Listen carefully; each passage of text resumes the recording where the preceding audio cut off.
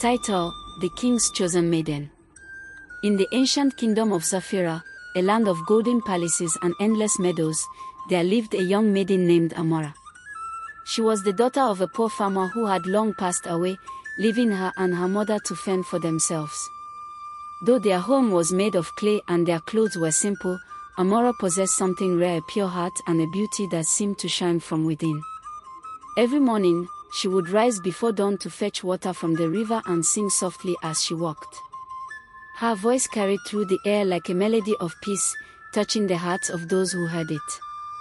The villagers often said, "The heavens smile when Amora sings." King Ezel, the ruler of Zafira, was young, wealthy, and powerful, yet he was lonely. Though many noblemen sought his hand, none touched his heart.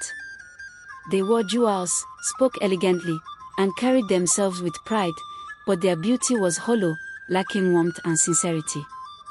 The kingdom's elders urged him to marry for the sake of stability, but King Ezel refused to choose without love. So, one day, he disguised himself as a common traveler to walk among his people to understand the true heart within his land. The unexpected encounter.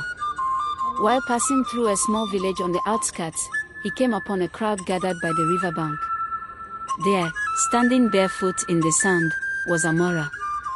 She was helping an elderly woman who had dropped her water jar.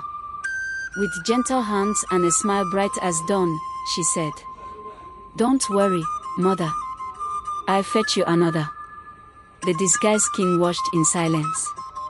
He was struck not only by her beauty but by the kindness that flowed from her every gesture. When she began to sing as she refilled the jar, the air itself seemed to still. Birds quieted. Even the river seemed to slow its current, as if to listen. Something stirred deep within the king's heart, a peace he had never known. The king's test.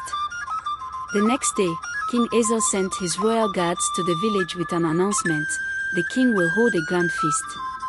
All maidens of the land are invited to attend." Amora's neighbors encouraged her to go, but she hesitated. She had no fine clothes or jewels, only a simple gown her mother had sewn. Yet her mother said softly, "Go, my daughter. Favor does not rest on silk, but on the heart." So Amora went barefoot, humble, but radiant in her simplicity. The palace glittered with gold and marble. Noble women came adorned with diamonds and perfumes that filled the hall. But when Amora entered, the king felt the same calm he'd felt by the river. As she bowed, her eyes met his